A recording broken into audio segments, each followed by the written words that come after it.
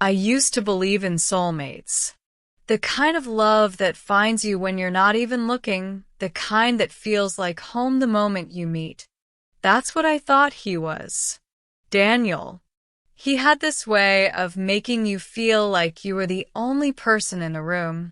His laugh could turn your worst day into something bearable. He was charming, thoughtful, patient. Too patient, maybe. The type of man you bring home to your parents and think, wow, I got lucky. We dated for almost 5 years. Lived together for 2. We shared everything. Bills, a dog, memories, dreams. We even started talking about getting married. I thought I knew every corner of his heart. But apparently, there were whole parts of him that I never saw. And maybe that's because he was too busy showing them to someone else. It started small, innocent. He became busy. A lot. Late meetings, boys' nights, last-minute weekend work trips. I believed him, of course. Why wouldn't I? He had never given me a reason not to, until I noticed the cologne. Not the one I bought him. A new scent. Stronger. Sharper. I asked him about it. He said his boss gave it to him as a gift. I smiled and let it go. But something inside me shifted. That's the thing about intuition. It whispers first. And if you ignore it long enough, it starts to scream. One night, he left his phone unlocked on the counter. He never used to do that. I wasn't the type to snoop. I still don't think I am, but that night something pushed me to check. And there it was. A name I didn't recognize. Just a first name. Emily. Nothing suspicious at first glance. A few texts. Memes. Inside jokes. Then photos. Not explicit. Just personal. Intimate. A photo of her feet on the dashboard of his car. A picture of a hotel breakfast tray with a caption. Next time you're feeding it to me, face blowing a kiss. My stomach dropped. I felt frozen. Like my brain was trying to protect me from what I was reading. I didn't confront him that night. I closed the phone, took a breath, and went to bed pretending everything was fine. I even kissed him goodnight. But from that moment on, I was someone else. And the girl he cheated on? She didn't want closure. She wanted justice. I didn't tell a soul for weeks. I pretended everything was fine. I smiled, cooked his favorite meals, laughed at his dumb jokes. The whole time, I was documenting everything. Every text, every call log, every location ping from our shared calendar. Turns out he wasn't just cheating on me. He was paying for her rent. With our joint account. The level of disrespect? Unbelievable. So I made a plan. He had a big birthday coming up. I asked him what he wanted, and he joked. Surprise me. So I did. I threw a huge party. Rented a venue. Invited everyone. His friends, his coworkers, his family, even mine. I made it about him. Made a whole slideshow of his life. Childhood photos, funny videos, sweet moments of us. He was glowing, eating it up, holding my hand, kissing my cheek, playing the perfect boyfriend in front of everyone. Then, right before the cake, I stepped up to the mic. I smiled and said, "Before we blow out the candles, I've got a little birthday gift for Daniel." I turned on the projector.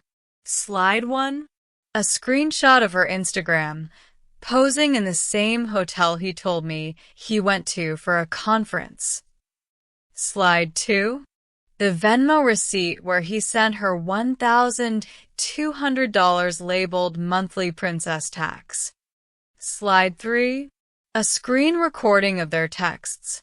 Explicit. Disgusting. Clear. The room went silent. His mom gasped. His best friend covered his mouth. And Daniel? He turned ghost white. I looked him dead in the eyes and said, "You said surprise you. Hope this is memorable." Then I walked out. Took the dog. Took my half of the money. And never looked back. I didn't cry that night. Not even a single tear. I walked into my apartment, my new apartment, the one I'd secretly signed a lease for weeks before the party. The lights were soft. The air smelled like eucalyptus from a diffuser I finally bought for myself, and the couch was mine. Everything was mine. No memories attached. No shared toothbrushes or ghostly traces of his scent. I curled up with my dog, poured a glass of wine, and turned off my phone. I didn't need to see the fallout. I already knew what would happen. He'd call, beg, maybe try to twist the narrative, say I humiliated him, made it public, blew it out of proportion. But nothing about what I did was an accident. See, cheaters love to lie in silence. They live in the shadows, where the truth gets blurry and your sanity becomes collateral damage. I dragged him into the light, not because I wanted revenge for me, but because he deserved to be exposed for what he truly was. The days that followed? Quiet, peaceful, honestly euphoric. I slept like I hadn't in years. No tension, no anxiety, no wondering, no second-guessing myself. Just stillness. My friends called me a legend. My cousin said it was iconic. Even Daniel's sister messaged me, not to defend him, but to say, "He's always been like this." I'm so sorry. That message? It hit differently, because it reminded me that this wasn't about me. It never was. He would have done this to anyone who loved him. I just happened to be the one who loved him the longest. But that part of me? She's gone now, buried somewhere in the ashes of a relationship that was already dead long before I exposed it. The funny thing is, a few weeks later, she messaged me. Emily. She said she didn't know about me. That she thought he was single. She apologized. Said she felt stupid. And I told her something I wish someone had told me when I first fell for him. You're not stupid. He's just that good at lying. She didn't respond after that. And I didn't need her to. We were both casualties of the same war. The only difference is I chose to stop bleeding and start fighting back. It's been over a year now. I don't think about him often. And when I do, it's not with anger. It's curiosity. Like, how did I ever love someone like that? But I know the answer. Because I didn't love who he was. I loved who I thought he was pretending to be. Big difference. Since then, I've rebuilt everything. My confidence. My self-worth. My joy. I take myself on solo dates now. I book massages, wear red lipstick on random Tuesdays, and laugh louder than I ever did around him. I say no more often. I protect my peace like it's sacred because it is. And the best part? I didn't let what he did turn me bitter. I didn't become cold or closed off. I just became sharper, more aware, less willing to ignore red flags because I'm lonely, less likely to believe words without actions. I started seeing someone a few months ago. It's early, but he's kind, thoughtful, patient, not in the way that makes me second guess, but in the way that makes me feel safe. There are no games, no secrecy, just steady, growing love. And even if it doesn't last, I'm okay. because now I know who I am without anyone else. I'm the girl who threw a cheating boyfriend his own funeral at a birthday party. I'm the woman who turned heartbreak into power, who didn't just get revenge. She got her life back. And if I had to lose him to find her, it was worth every tear. There's a strange kind of peace that comes after the storm. Not the loud kind, not cheering or partying or flaunting your win. It's quiet, like a sigh you didn't know you were holding finally escapes. That's what life felt like after Daniel. Quiet, still, whole. You don't realize how loud insecurity is until it's gone. How much space it takes up in your brain. Second-guessing a text, overthinking a delayed response, wondering if he really was where he said he'd be. That constant hum of anxiety was so normal, I thought it was just part of love. But real love, it doesn't hum. It doesn't scream. It doesn't twist your gut into knots and make you feel like you're crazy. It shows up, steady, honest, without needing to be chased. I think that's what I'm learning now, not just how to trust someone new, but how to trust myself again. My gut, my instincts, my boundaries. You lose a lot when someone cheats on you. Your dignity, your sense of control, your faith in people. But what they don't tell you is how much you gain after you finally walk away. I started painting again. Little canvases at first. Just colors and feelings. No real technique. Then bigger ones. Bolder ones. It felt like I was reclaiming something. Like every brushstroke was a piece of myself coming home. I also traveled. Alone. Something I always wanted to do. But Daniel said it was unsafe or weird to vacation solo. Turns out, the only unsafe thing was staying in a relationship that made me doubt my own worth. Rome. I went to Rome first. A small boutique hotel near Trastevere. Ate pasta alone. Walked for hours. Cried at the Sistine Chapel, not because of the art, but because I realized I had gone so long without doing something just for me. I think that's when I truly forgave myself. Not him, never him, But me. for staying, for loving blindly, for shrinking myself to keep the peace. Forgiving yourself is harder than forgiving the one who hurt you, because you have to face the parts of you that allowed it. But I did. Slowly. Gently. I looked in the mirror and saw someone real again. Not a girlfriend. Not a victim. A woman. Strong. Whole. Enough. And Daniel? I heard he tried to rekindle things with Emily. She shut him down. Then he started dating some 22-year-old intern from his office, the kind who calls everything vibes and still thinks cheating is edgy. Whatever. He lost the best thing that ever happened to him. Not because I left, but because I grew into someone who would never tolerate him again. That's the part no one warns cheaters about. Sometimes, the person you betrayed becomes someone you're no longer good enough for. And me? I'm doing just fine. Actually, I'm thriving. It's strange how someone can shatter your world and still expect you to remain in the ruins with them. Daniel thought I'd come crawling back eventually, that once the shock wore off, the loneliness would set in, and I'd miss him more than I hated what he did. But he underestimated something. You don't return to the fire once you've learned how to walk through it.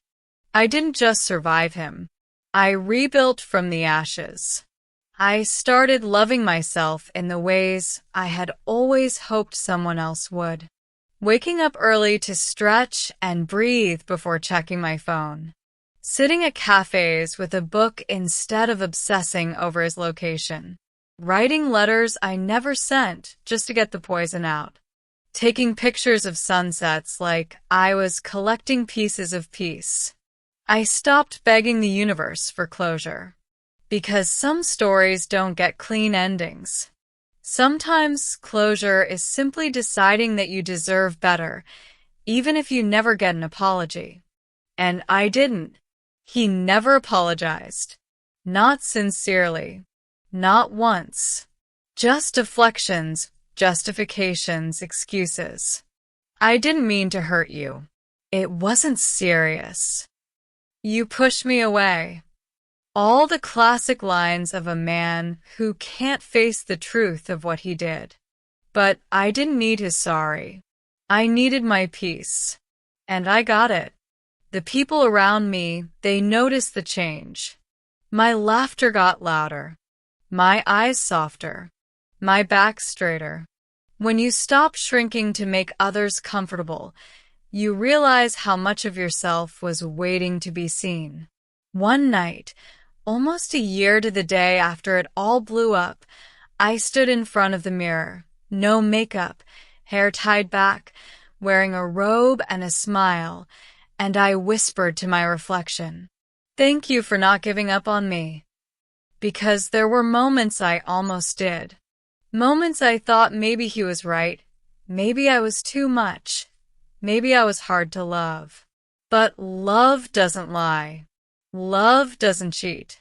Love doesn't make you feel like you're the problem for asking for the bare minimum. Daniel didn't destroy me. He revealed me. He stripped away the fantasy, the illusion, the comfort. And what was left, raw, broken, aching, turned out to be realer and stronger than I ever imagined. I'm not the same person I was when I loved him. And thank God for that. Because the girl who cried over his betrayal, she became the woman who never settled again. And in the end, that's not just revenge. That's freedom. I don't think about Daniel much anymore. Not because I've erased him, but because he just doesn't matter now. It's like remembering a movie you used to love as a kid, only to rewatch it and realize it was never that good. You just didn't know better. He was my favorite illusion. But I've outgrown illusions. Sometimes I wonder if he ever lies awake at night, thinking of me. Not the me he cheated on, the me I became after he lost me. The one who glows without him. The one who didn't just survive, but built a better life from the wreckage. And let's be honest, they always come back. Not because they've changed, but because they realize you did. It happened one night when I was out at a dinner party. Real tablecloths, string lights, laughter that fills your chest. I was surrounded by people who saw me, not as someone's girlfriend, not as an extension of a man, but as someone worth knowing.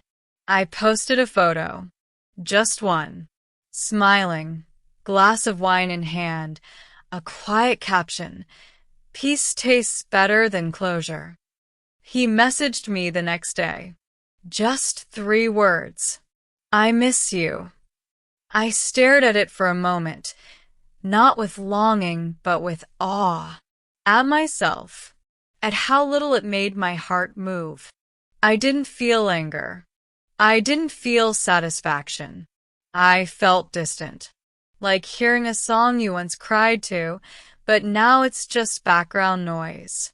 I didn't reply. Not because I wanted to be petty, but because there was truly nothing left to say. What would I even tell him? That I no longer wake up wondering what I did wrong. That I stopped measuring my worth by how much pain I could tolerate in the name of love.